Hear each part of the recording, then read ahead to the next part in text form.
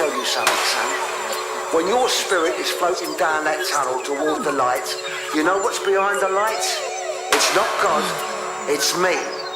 And I'm gonna kick your Ponzi soul all the way back down the tunnel till you choke on your own fucked up ribs. Now, wake the fuck up.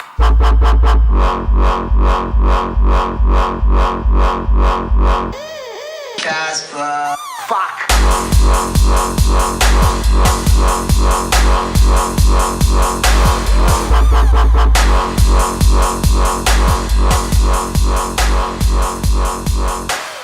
Oh, fuck me. Wrestling fans, this is your boy, Mr. Team Bringy, coming from WCC 24/7 live in Milwaukee, Wisconsin, and I have my longtime partner, Mr. Rockin' Reese. How you doing, sir? Yeah, doing good. Everybody, we doing it live from the 215 as well, and let me tell you, Raw is doing live in Indianapolis tonight. Mr. Team, bring it. Let's get into it, sir. Yes, and be warned, if you have not seen Raw, you need to see Raw on the WWE Network, on your DVR, whatever, because I'm telling you like this, in the last 24 hours, we've seen some real shit at WWE Payback, and then 24 hours later, from beginning to end, and in the middle, I didn't give a shit about, but I'm serious, from beginning to end, shit got real, quickly, straight up. So, speaking about the beginning, I'm sorry, I'm just so excited because, like, oh my God, we got to talk about this. Okay, so, first, Raw was aired in, the Banksters Light Fieldhouse in Indianapolis. The first thing that, the show started with, of course, Evolution. Evolution lost to Shield last night. It was pretty much a clean sweep. Triple H, he was filming. He had this black eye or whatever, and he was coming down with the guys from Evolution. They entered the ring, and they was just, first it was pretty much all Triple H. He said that you think this is over. This is not over by a long shot.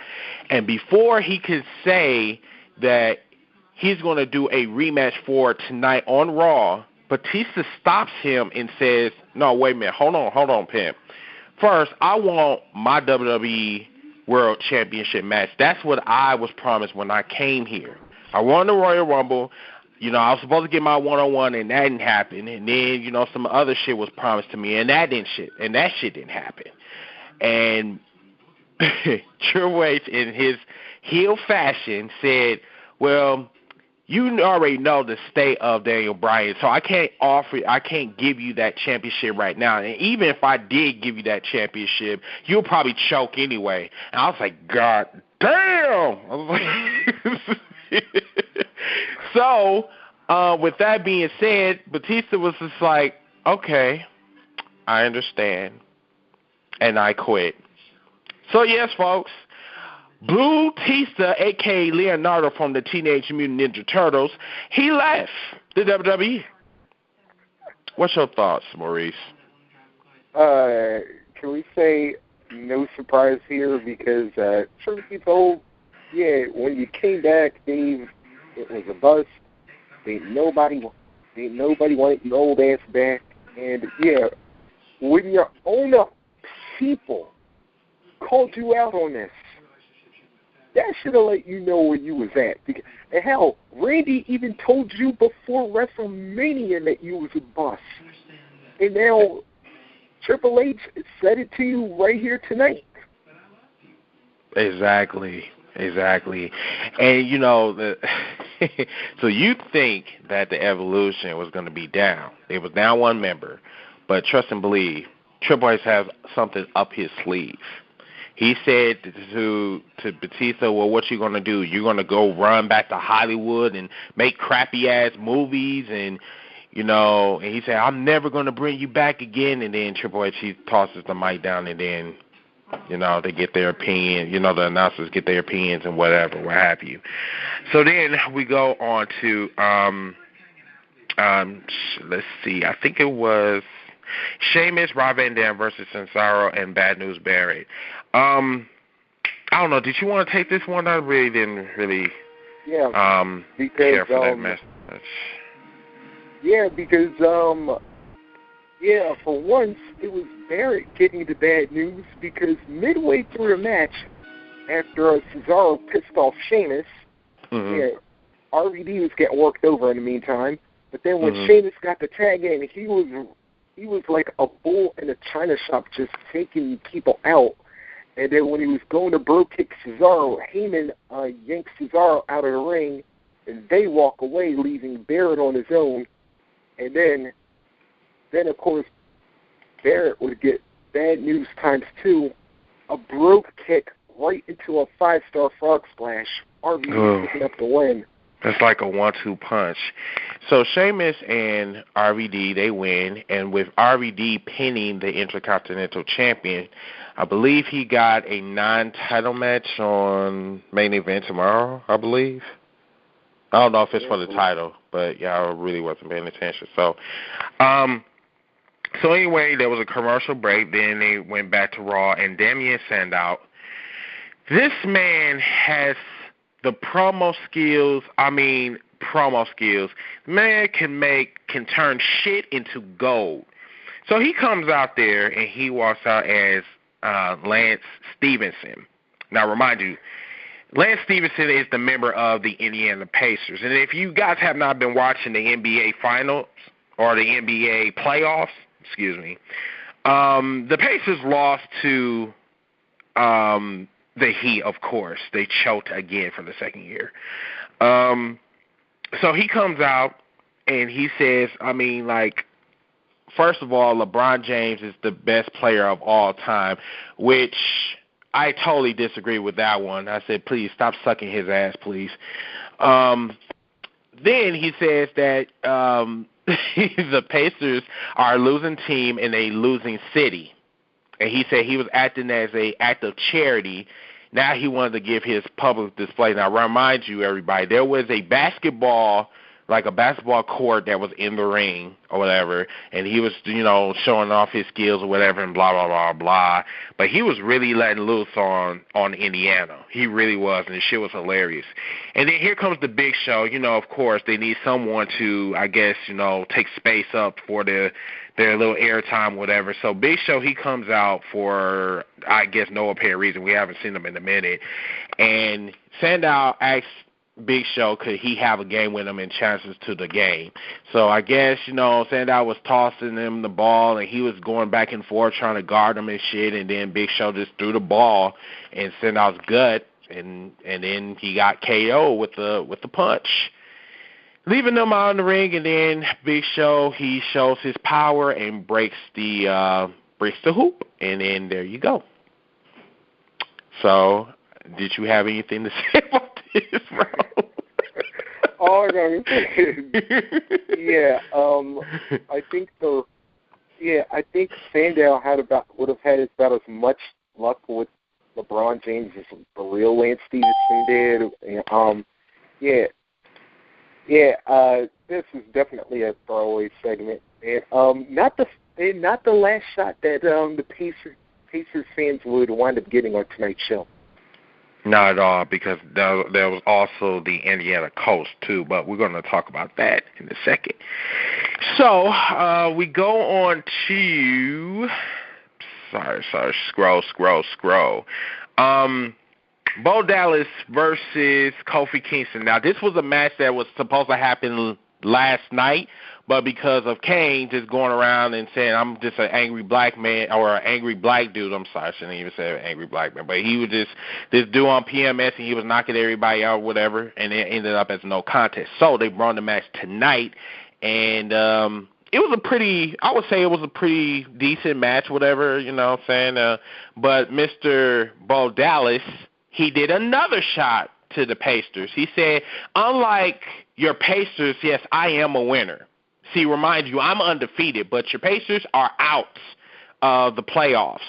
So, and then doing the thumbs down or whatever the fuck he was doing. But anyway, I think that match was pretty decent though for the most part. Bo Dallas, he did win with that devastating bulldog. God damn, man, he like flipped. I mean, he like pounded his head right in the mat. God damn. Do you got anything to say about that, Maurice? Yeah. Besides the fact that yet again we have seen Kofi driven further into irrelevance. Yeah, Bo Dallas. Yeah, talking about the Miami Heat and Bo leave. I was about to say, I'm thinking the fans are starting to say, even though that is a pretty nice bulldog, other than that, I think fans want Bo to leave. Oh, for all the new callers that came on the show, please stay tuned. We're just going through the pretty much the results of the show or whatever, so just hang tight. We're just going to get through this as soon as possible. For all the other people that want to come join the show, just dial in to 559-726-1300. The code is 430034, and remember to hit that pound. So let's go on to the next match, or actually this next segment. So Stephanie McMahon, she comes out to the ring, and remind you, I don't know if this was actually... People say that Stephanie pissed in her pants after Brie Bella slapped the shit out of her last night. But I don't know if that was, I don't know. But it looks like it was a streak right down her ass last night, you know what I'm saying? I don't know. But anyway, she came out and she was pissed. She was telling the whole world, like, you know, saying Daniel Bryan is not a man and a half, and he ain't a man. And then here comes Mr. Super Cena comes out and he gloats about his last man standing match. Now, I do not know why everybody named Mama want to talk about that this was one of the best last man standing matches. No, it was mediocre. It was okay. It wasn't the best, all right? John Cena had some last man standing matches, but I'm sorry. The one last night wasn't the best one. It stole the show, but it wasn't the best one. So Stephanie comes out, and, you know, and John Cena, they're talking back and forth, whatever, and John Cena is basically telling her that, bitch, you're not doing your job right. You know, from a range from 0 to 10, I'll give you a 0, you know, trying to, you know, get cheap pops from the crowd. And, you know, and then he was talking about him and his history with Daniel Bryan at SummerSlam, about him not getting a decent opportunity, you know, Cena doing that lame-ass shit or whatever. So she said pretty much to John Cena, well, since you want to be up in my business so fucking much, how about you fight Kane tonight? And then she said payback was a bitch, and so am I. And that was classic of Stephanie. But in regards to Daniel Bryan, remind you, his 30 days is going to be up by Money in the Bank. So this is what she proposed. If Daniel Bryan is able to compete, he's going to face Kane for the WWE World Heavyweight Championship. But the plan B is, and this gets good, everybody, instead of having the qualified Money in the Bank briefcase, well, what they're going to do is they're going to have a title match for instead of the briefcase. So it's going to be, I guess, 6 men in the ring competing for the World Heavyweight Championship. So that will be awesome. But we're going to talk about that later in the show a little bit more in depth. Did you have any comments, Maurice, before we go on? Yeah, first with the Cena and Stephanie issue. You know, this is one of those times I gotta give Cena credit, because as much as we often laud him for his mic, his promos or whatever, when he cuts real on people, then it's like, damn. I was like, John, can't you be like this a little more often? Because he was like literally laying in this, like all this shit that we wanted to say to Stephanie, and probably a couple of lower tier people want to say to Stephanie, but can't, because if they did, they would wind up getting the Ziggler treatment. But another time. But yeah, Cena pretty much got that off. And as far as the title situation, how come I have a feeling that even if Daniel Bryan doesn't compete, I still have a feeling Kane will get involved in that damn match later? But again, I'm jumping ahead of myself. Yeah, that's a possibility. I mean, you're not jumping ahead. I mean, that's a strong possibility. So that match took place next after the Stephanie McMahon and Cena segment, quote unquote. I did not watch the John Cena versus Kane because, first of all, I don't like John Cena whatsoever, and Kane, I didn't really care for this match. It was going to be a slow ass match, so I don't know if you've seen it, but I don't know if you really want to talk about it. But I know it ended up in a disqualification. So, yeah, the floor is yours.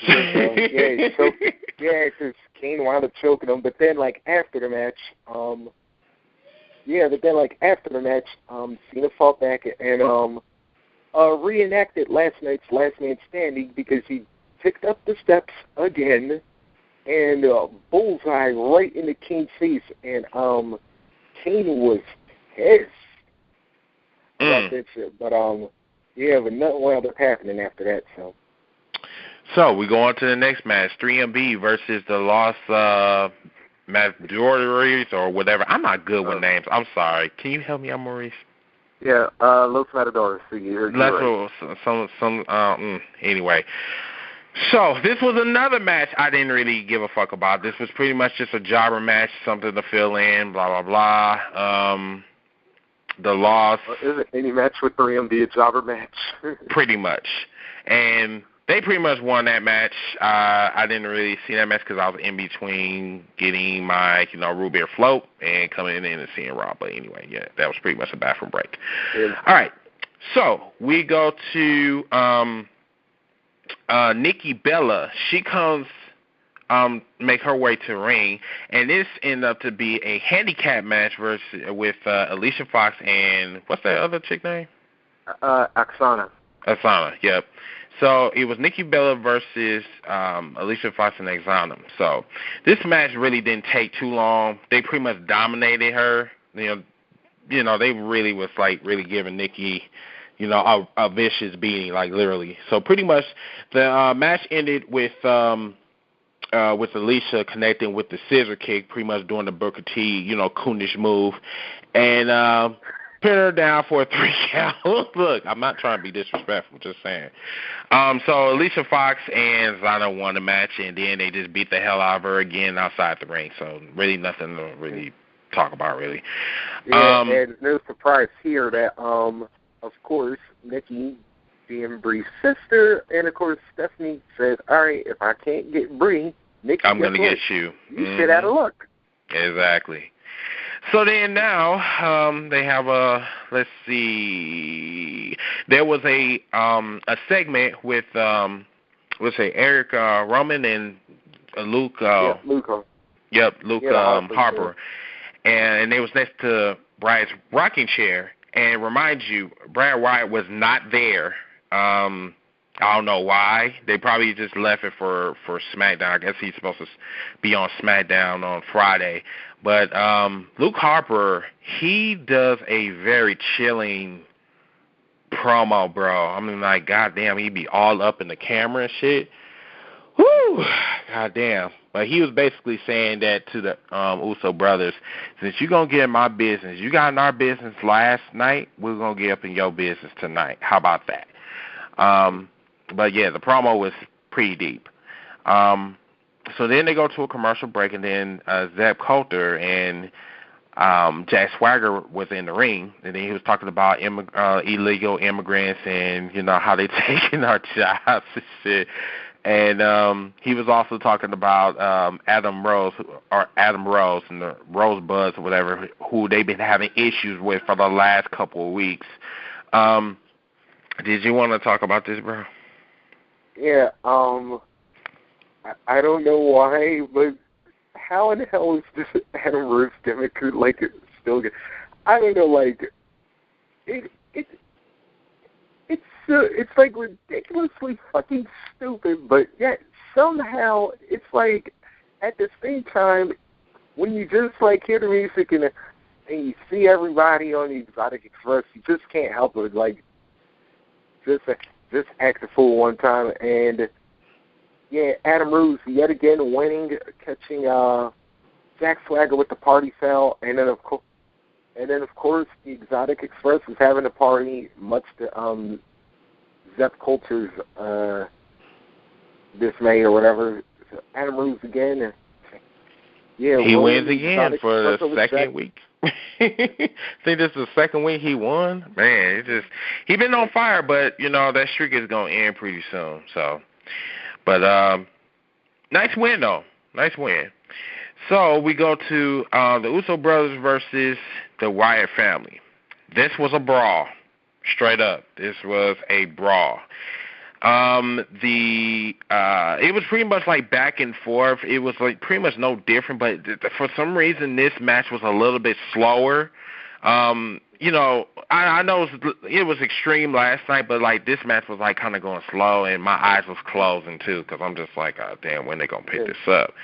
But they picked it up in toward the end of the match. It was pretty, like I said, it was pretty decent, whatever, and yeah, it lasted for about maybe a good 20 minutes, maybe. It was like full of Samoan drops and kicks to the face, and it was just crazy. So how the match ended was Jeff Covers, and he was getting like 2 counts, whatever. Him and Jimmy was going back and forth. So Jimmy got tossed over by Roman, and then Jed rose up Roman for a 2 count, and then Roland connects with the sit-out gutbuster for the count of 3, and dude, that move was just nasty. It reminds you, Jimmy, like I think it was no, Jay. His back was already fucked up as it is, and he just landed right on his spine in the match, so it was just crazy. But Luke Harper and Roman, they got there. They pretty much is going to have a title match sometime down the road. So that's going to be awesome. So then now the next match was Alberto Del Rio and Dolph Ziggler in a Money in the Bank qualifying match. You want to take over? Yeah, and ironically enough, and they hyped up, and surprisingly, they hyped up the fact that both men had won Money in the Bank. But more importantly, that Ziggler cashed in his Money on the Bank on Del Rio the night after WrestleMania 29. Right. And it's kind of funny. So it's kind of fitting how he got his revenge. Yeah.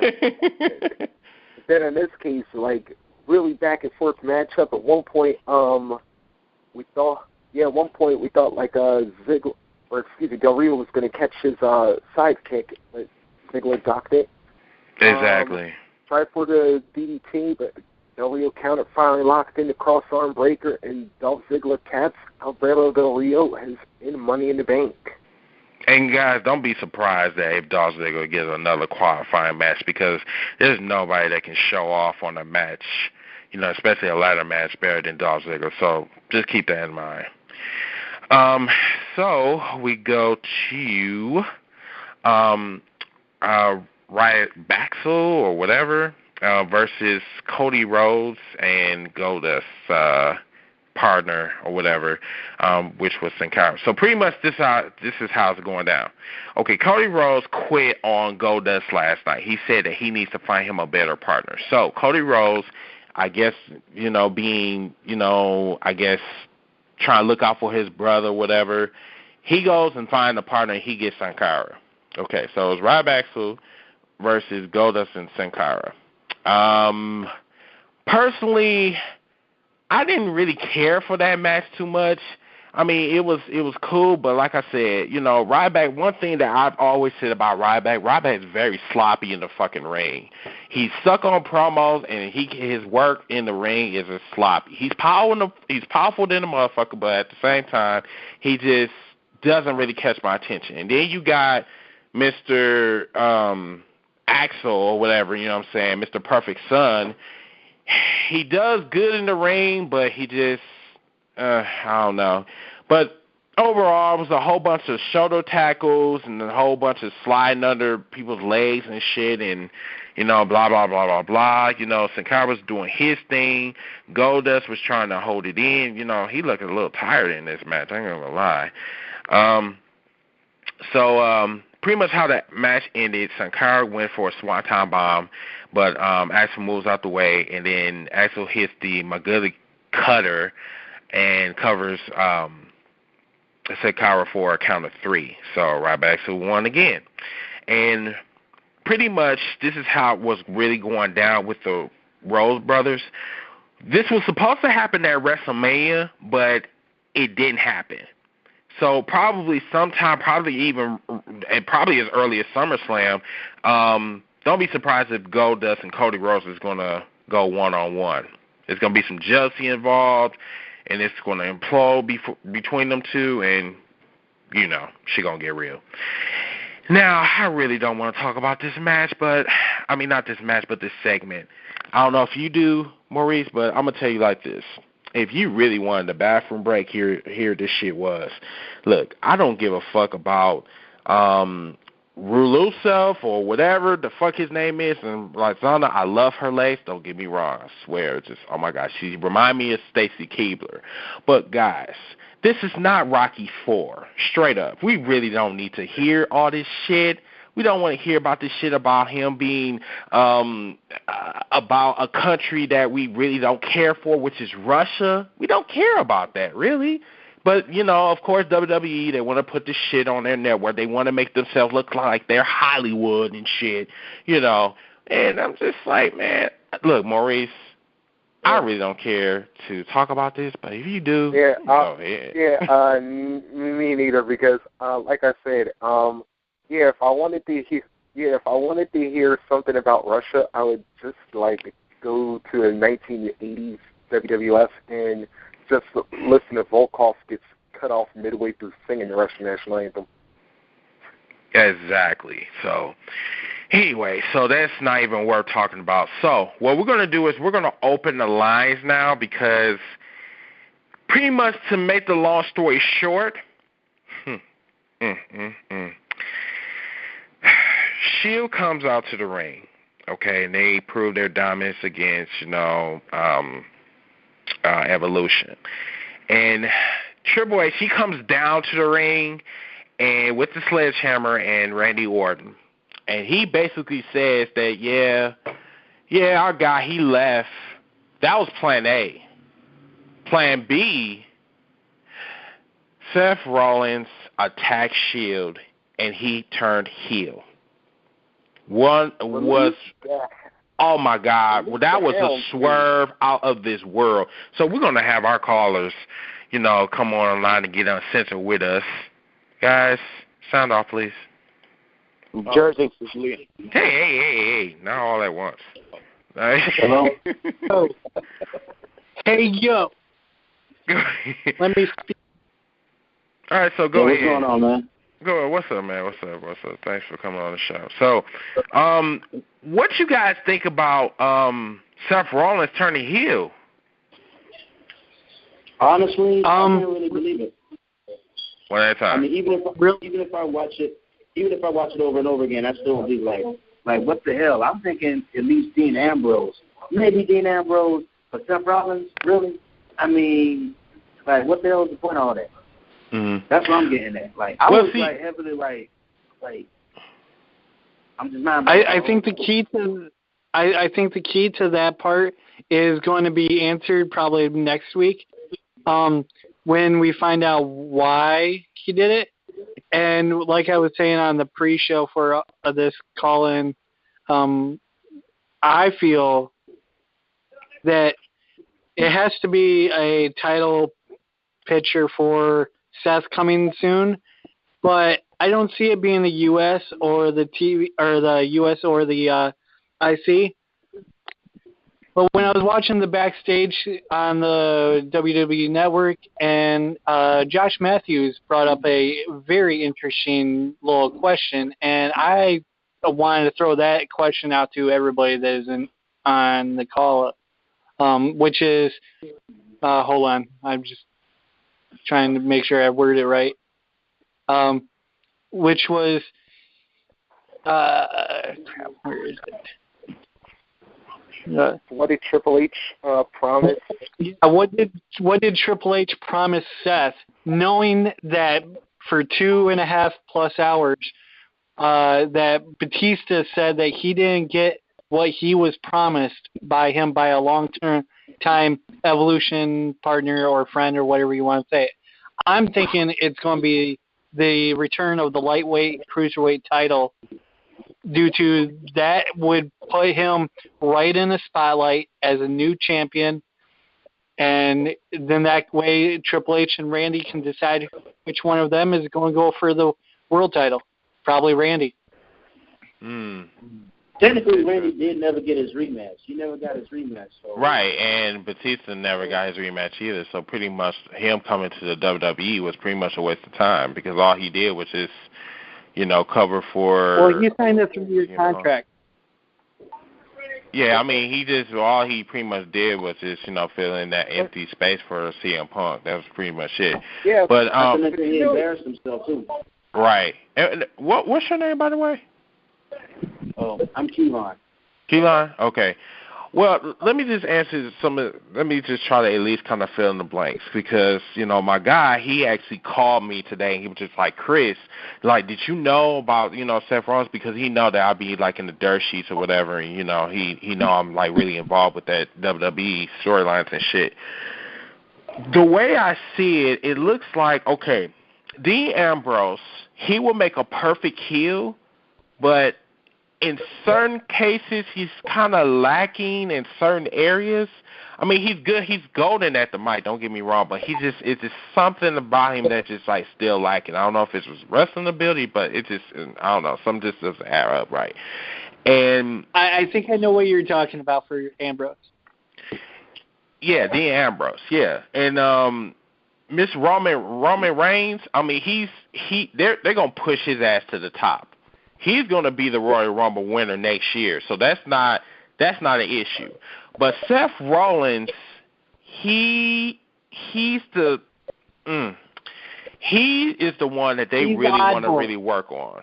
They really want to work on him. Now, remind you, he's the architect of the Shield. He's literally the heart of the Shield. So when you take that heart away, the body dies. So why not? Why not choose Seth Rollins? Why not? Oh yeah, I forgot about that little Shield summit they had some months ago about that. Yeah. Even though Roman Reigns was pretty much a peacemaker. Roman Reigns was pretty much a peacemaker through that whole segment. But then at the same time, I feel that Seth needed something else, and this is that something else. That this will propel him. That's why I also think that it's the lightweight title coming back with him, because that gives him something. And that also opens a huge door for a lot of the unused current WWE talent.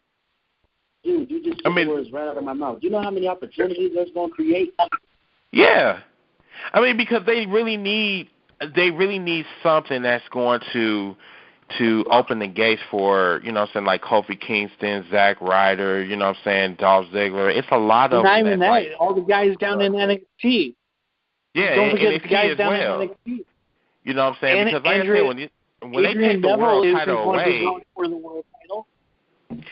Right, because the world title is not there no more. So they need something that's going to cover that space. And the world and the heavyweight championship, that'd be awesome. Yeah. Well, can I say one thing really quick, guys? Go ahead. Guys don't know me. I'm Jersey. Hey, what's up, Jersey? What's going on? I'm going to say this, and it's not a riddle. As long as the story goes on, it stays the same. And I'm going to throw it out at you to make you guys think about this one little thing. Remember years ago when DX was fighting the corporate, the corporate ministry or the corporate whatever they called themselves at that time? Mm-hmm. And at WrestleMania, I remember that. there was a match between X-Pac and Shane McMahon, and Triple H turned on X-Pac and joined the corporate ministry. Right. This is what I'm talking about. You actually said it right. Seth Rollins is the heart and the soul of the Shield. Why not take the heart away from them? And that's what they did. And it pissed everybody off. Everybody's pissed off about Seth Rollins leaving. But everybody says, we watched him down at NXT. Him and Dean Ambrose had some fantastic matches down at NXT and down at FCW, too, at the same time. I think what it is It's that shock That's value. a good Everybody point. knows who they wanted to go heel. Everybody Exactly. tonight when it happened, That's and a he great grabbed the point. chair, Mhm. he grabbed the chair. Everybody thought that it would be that he'd hand the chair to Dean Ambrose, and Dean Ambrose would be the one. But Triple H and Randy Orton, who work well on the mic separately and together, needs a guy that cannot work well on the mic to fit in with them. And Right. lo and behold, Evolution, when they picked up Randy Orton, 'cause remember when Randy Orton first came in, he was his face. Everybody loved Orton, and then he turned and was like, "Fuck Orton." Sorry, excuse my language. It's "fuck Orton." No, and that's what everybody's saying tonight.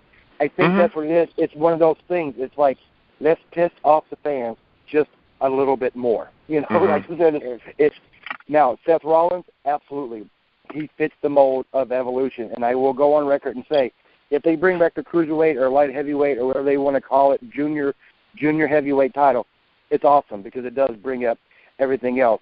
But they've now pushed Seth Rollins from a mid-carder to a main eventer.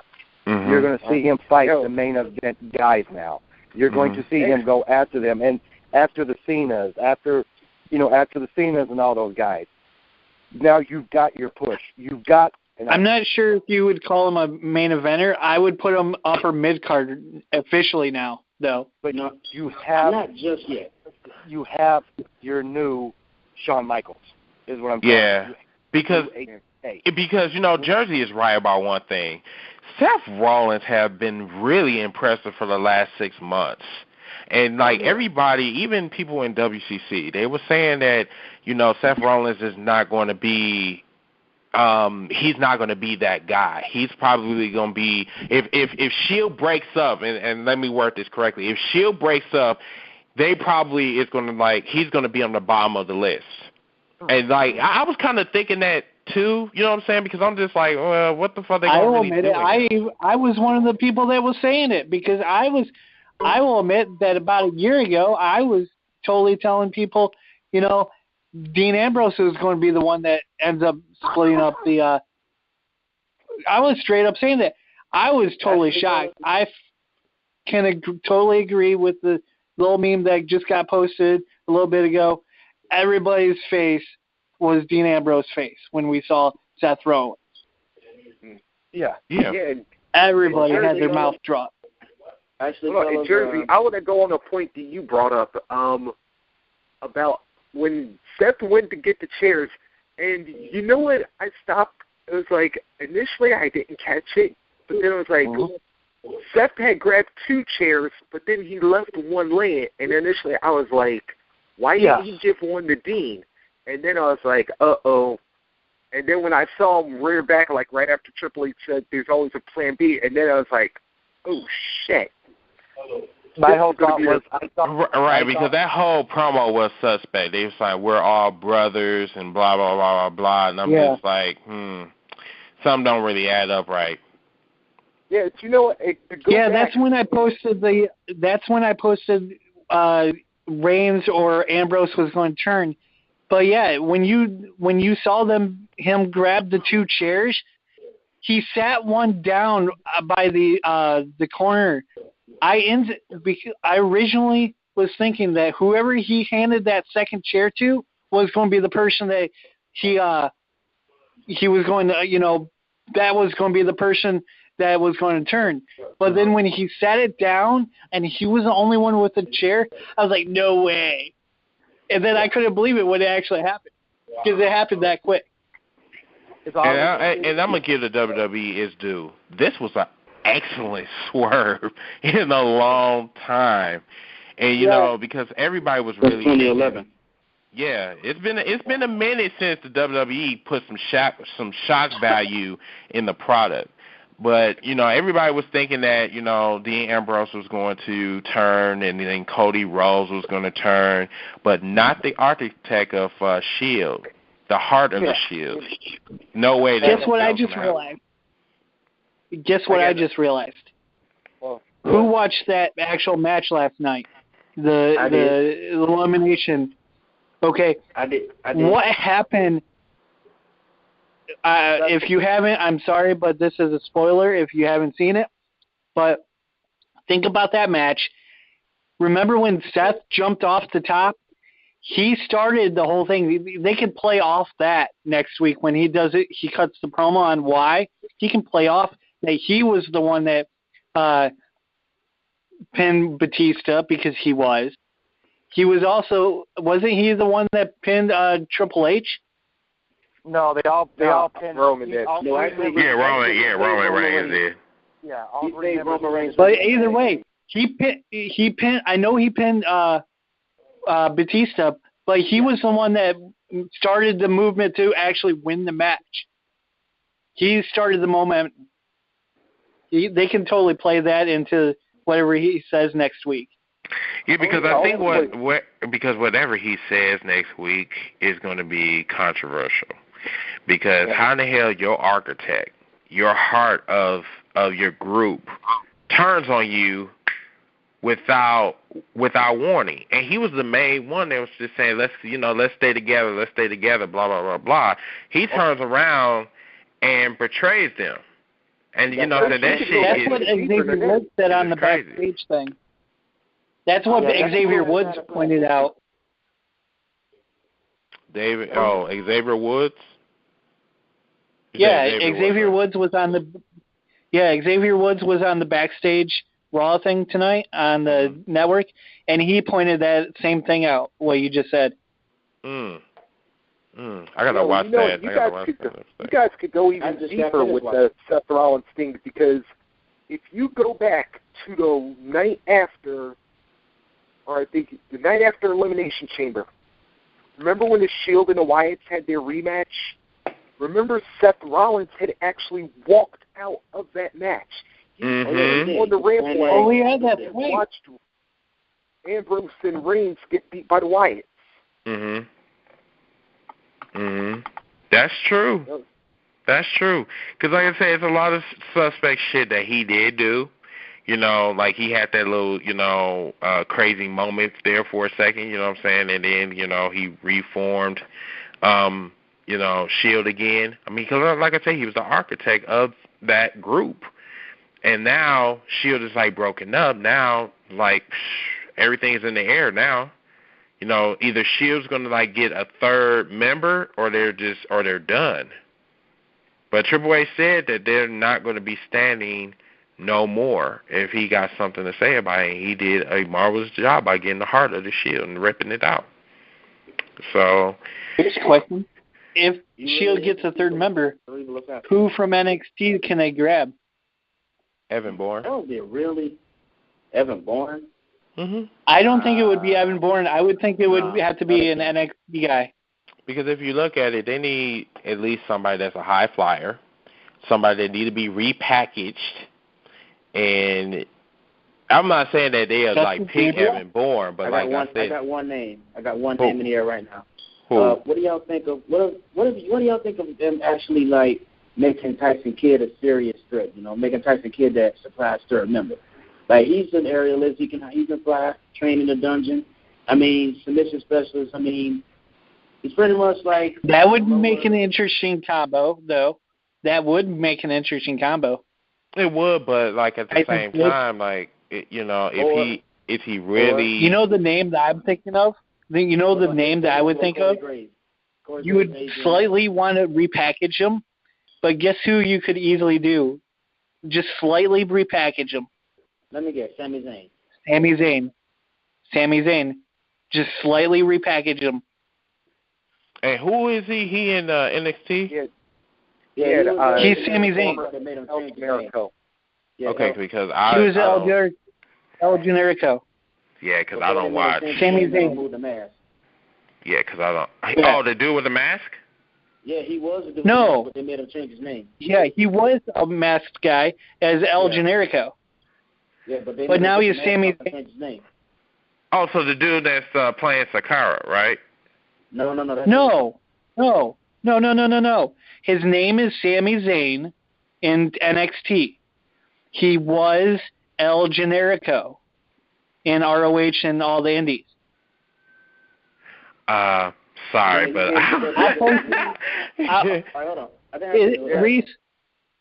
Yeah, I know. I won't post that. I won't post it.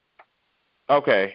Yeah, because I'll probably know him by face, but I'm bad with names. Yeah. Straight up.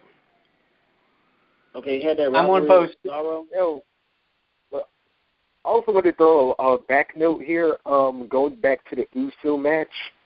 Yo, Luke Harper is sick, man, because I gotta admit, him doing that dive through the ropes, I was like, yo, this dude is scary as hell.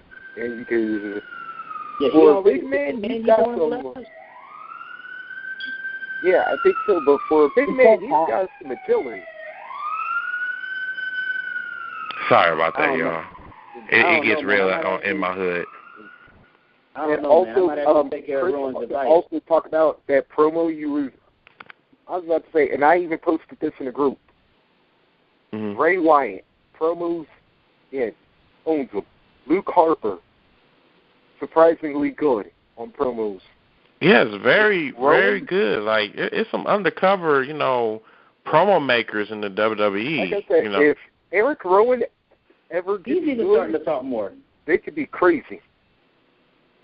Yeah, they really can. They just don't know how much time they have in their pool. It's just like some of them they will utilize, some of them they won't. But like I said, to the WWE superstars, some of them that's not being used, they really need to really push the envelope, like Stone Cold Steve Austin, like The Rock, like Mick Foley, and CM Punk. I think you could do that if you allow the lightweight title to come back, or a cruiserweight, or a title like that to come back. If they do that, I think the action will get hotter on the fact that they will get all these other stars actually active again. I mean, I agree. And I agree with that part. Yeah, I agree with that part. I'm just saying, some of them... Right, that's what I'm saying. And like I said, you can go for the Cruiserweight Championship, the Light Heavyweight Championship, whatever belt you want to call it. But at the same time, the reason why they're in the WWE right now is they're going after that main belt, and that's the WWE World Heavyweight Championship. And sometimes you got to knock over some bodies. Yeah. I just had another thought real quick. I want y'all to think about this. So, I just thought of something else you could do with Seth Rollins.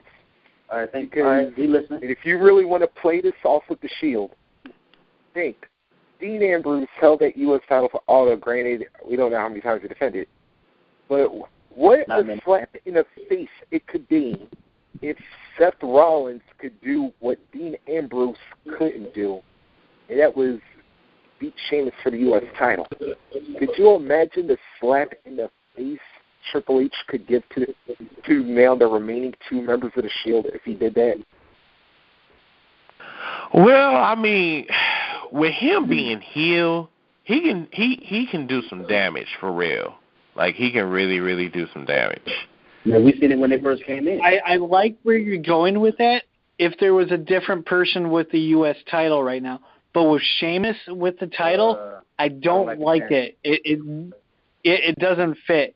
And now if it was somebody else, if Sheamus or if the U.S. title ends up over on Kofi again, that yes. Speaking of Kofi, I mean, how many of y'all agree that Kofi should actually get a serious chance, and instead of getting on one roll next moment? I mean, he been Randy when he was champ, but then he's back to the bottom of the food chain all over again. It's like they're doing the yo-yo effect with Kofi. I mean, he should get a legit title shot. I agree. I do. I do. I've been doing shows for 3 years on the WCC network, bro, and I can definitely tell you this. I've tried to argue with some of these callers up and down about Kofi. Kofi got talent. He does. But at the same time, he's a excuse me, Lord, for saying this, but he's a coon that just does not want, he doesn't push himself to go to be noticed. He's one of them guys that says, I'm getting paid. I can pay my rent. I don't really have to be in the World Heavyweight Championship match It's as long as I'm getting paid. As long as I'm smiling and I made all the, like, you know, the soccer moms and the little kids, the bald-headed children around the world, you know, happy, he doesn't really care about that. You know what I'm saying? So you Yeah, saying he's too humble?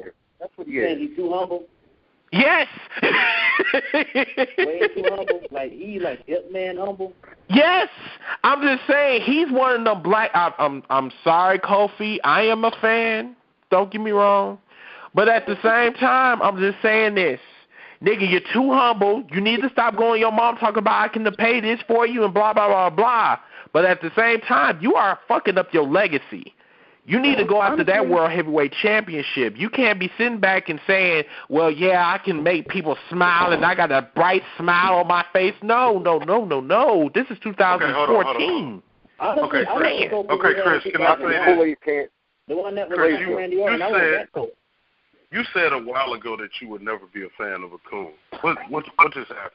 Because you know, Jake. I guess there's different levels to the coolness. Hold on. Let me answer that question. The reason why is because, first, I've been a supporter of Kofi Kingston for God knows how long. He been in the WWE since, what, 2007? Yeah, okay, so 2007, 8, 9, 10, 11, 12. Nigga, you starting to push 10 years. You getting close to them 10 years. And what are you doing? Nothing. Not a goddamn thing. Exactly. Except being a Royal Rumble spot monkey. Exactly. Right, a porch monkey. Right, a porch monkey for the damn ladders. You won't. Don't be surprised if the motherfucker gonna be jumping off them damn ladders in 4 weeks, because that's all he is. He another Shelton Benjamin. he's shucking and jiving. He's shucking and jiving on them steel steps. He's shucking and jiving on them damn ladders. Nigga, get your life together. No. Get his career together. JBL chair is a total like Roddy Piper complaining that he never won a championship. I got walking on his hands, the stopping elimination for the Royal Rumble. It's just crazy, dude. Like, you know, I don't hate on the black wrestlers. I don't.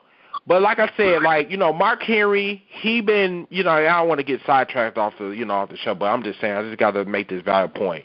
But people like Mark Henry, he did bust his ass, but then at the same time, along that, 15-year mark, he started getting lazy and shit. Like, he, pretty much said to Vince, okay, I'm just going to, just give me the belt. You know what I'm saying? Don't be a charity case. Motherfucker called you a nigger. Niggas break down doors. That's what you do. You know what I'm saying? That's what you're supposed to do. And, you're not going to be handed to you, especially if you're African-American. You got to break down some doors. The Rock, he's not an African-American, but the motherfucker broke down doors with his might skills. That's why I love The Rock so damn much, because he had that bring it attitude. He said, man, fuck this shit. I know I'm better than you, and I'm going to make sure I tell the whole world that I'm better than you. And the nigga knocked down doors. The nigga is like an 8-time world heavyweight champion, and the motherfucker doing good in Hollywood. Yes, I love The Rock. He is my favorite superstar of all time, because the motherfucker got that bring it attitude. But anybody else? Kofi Kingston? Nah. He can sit up in that damn corner. Okay. He can tell his mom, say, I'll give you this for the, and it's just, I'm good. Can we get off of the Kofi? I got a question. That's what you're saying? Speaking of the African American. Hey guys, I'll talk to you later. I gotta go, man. I got an important phone call. All right, man. Have a good day. See you later. Have a great night, man. Speaking of the African American wrestlers, what about R-Truth in 2011? I feel like he got robbed. Oh God. I feel Xavier Woods versus Rusev should have the theme song from Rocky IV with Apollo Creed and James Brown. Oh hell no! Nigga, are you kidding?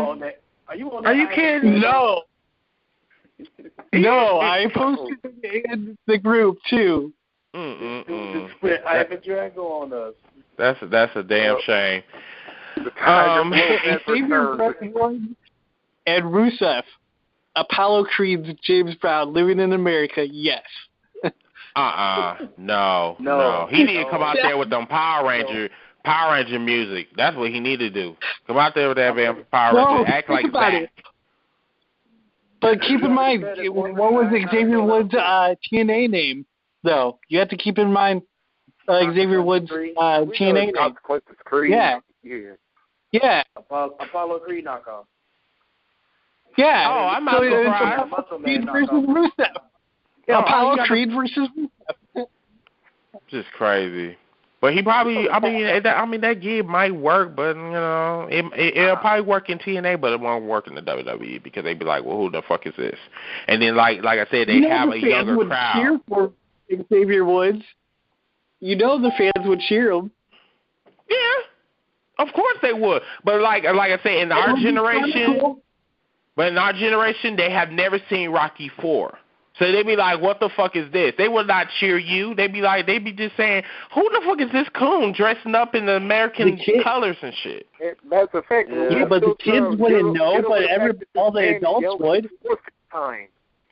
All the adults would. I think Xavier Woods needs to know. It don't matter what the adults know. You need to know the finisher move. Because that little clothesline working. We're not in the adult age anymore. This is no, we're not. No, we're in the PG era. No. I'm saying every adult in the crowd would pop. What I'm saying is the crowd the adults in the crowd, if they were to do that, the adults in the crowd would recognize, hey, that's Apollo Creed from Rocky IV. That's what I'm saying. The initial pop would be there. It's not for the adults anymore. It's for the kids now. So it don't. And that's what sucks. I mean, we get what you're saying, Ronnie. We get what you're saying. It's just at the same time, like the kids would just be like clueless. I know. Mommy, who is this? We don't know. Is he a boxer? You know. They do DX reunions. What are you talking about? Now, DX reunion. No, motherfuckers cater to the kids. JBL would go off on this. JBL would go off on this, and it would be hilarious. I agree. He'd be the only one that probably would. They would totally do this at WWE. But anyway, everybody, thank you so much. Thank you so much for coming on the show. We gotta do this next week, but we gotta split. But stay after for the after show. We're gonna talk to some of you callers, whatever. But Jake, do you want to talk about sex battles this week? Hey, make sure y'all don't miss sex battles. I'm not telling you what's going on. You gotta tune in. You gotta check out the Sex Battles fan page. Check out the group, and you'll see what we're talking about. It's going to be a real good show. I promise you that. And if you suckers want to come on our show, we live at 10:30 Central, 11 o'clock Eastern Time, and just call the number 559-726-1300. The code to get in is 430034. Once again, that number is 559-726-1300. The code to get in is 430034, and remember to hit that pound. So we will see y'all next week. Thank you for coming, and remind you to subscribe to this channel, WCC 24/7 Live. I'm your host, Mr. Team Bring It, and that's Mr. Rocket Reese. We'll see you next week. Goodbye. Peace out, everybody. All right.